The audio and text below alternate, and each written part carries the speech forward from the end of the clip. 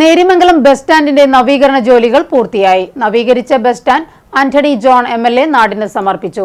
20 ലക്ഷം രൂപ ചെലവഴിച്ച് മഴവെള്ളം ഒഴുകിപ്പോകാനുള്ള ഡ്രൈനേജ് ഉൾപ്പെടെ ആധുനിക രീതിയിലാണ് നവീകരണം. കവളങ്ങാട് ഗ്രാമപഞ്ചായത്ത് 2023 വാർഷിക പദ്ധതിയിൽ ഉൾപ്പെടുത്തി നേരിമംഗലം ബസ് സ്റ്റാൻഡ് നവീകരിച്ചു. നവീകരണ ജോലികൾ പൂർത്തീകരിച്ച ബസ് സ്റ്റാൻഡിന്റെ ഉദ്ഘാടനം ആന്റണി ജോൺ MLA നിർവഹിച്ചു. അങ്ങനെ വളരെ മുൻകൂട്ടി പ്ലാൻ ചെയ്തുകൊണ്ട് ഇങ്ങനെ ഒരു ഉദ്ഘാടനം നടത്താൻ വേണ്ടി പഞ്ചായത്ത് ഭരണസമിതി തീരുമാനിക്കുമ്പോൾ അതിന് മുൻപേ തന്നെ വലിയ തോതിൽ ഇന്നിപ്പോൾ അത് വലിയ തോതിൽ മാധ്യമങ്ങളടക്കം ചർച്ചയായിട്ടുണ്ട്.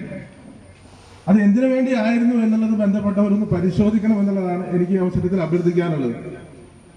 ഇവിടെ നമുക്കറിയാം, നേരിമംഗലത്തെ സംബന്ധിച്ച് ഒരുപാട് വികസന പ്രവർത്തനങ്ങൾ നടക്കുന്ന ഒരു സമയമാണ്.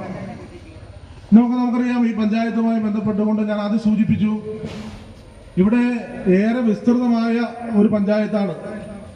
ആ ഏറെ വിസ്തൃതമായ ഇപ്പോൾ കോതമംഗലത്ത് കവളങ്ങാടും അതോടൊപ്പം തന്നെ നെല്ലിക്കുഴി പഞ്ചായത്തുമാണ്.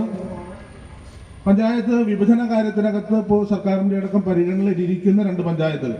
ചടങ്ങിൽ പഞ്ചായത്ത് പ്രസിഡന്റ് സിബി മാത്യു അധ്യക്ഷത വഹിച്ചു.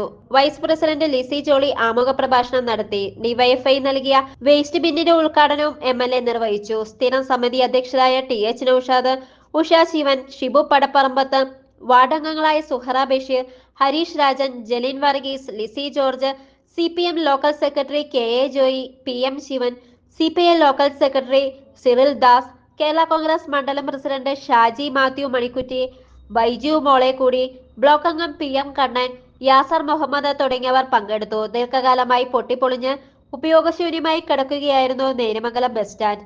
കഴിഞ്ഞ പഞ്ചായത്ത് ഭരണസമിതിയാണ് ഇതിന്റെ നവീകരണത്തിനായി 20 ലക്ഷം രൂപ വകയിരുത്തി പ്രോജക്ട് തയ്യാറാക്കിയത്. വെള്ളം ഒഴുകി പോകാനുള്ള ഡ്രൈനേജ് ഉൾപ്പെടെ ആധുനിക രീതിയിലാണ് ഇപ്പോൾ പുതുക്കി പണിതിട്ടുള്ളത്. ആധുനിക രീതിയിൽ നവീകരിച്ച ബസ് സ്റ്റാൻഡ് ജനങ്ങൾക്ക് ഏറെ പ്രയോജനകരമാകുമെന്ന് അധികൃതർ പ്രത്യാശ പ്രകടിപ്പിച്ചു. ഉദ്ഘാടന ചടങ്ങിൽ നിന്നും UDF അംഗങ്ങൾ വിട്ടുനിന്നു. Media assist Kothamangalam.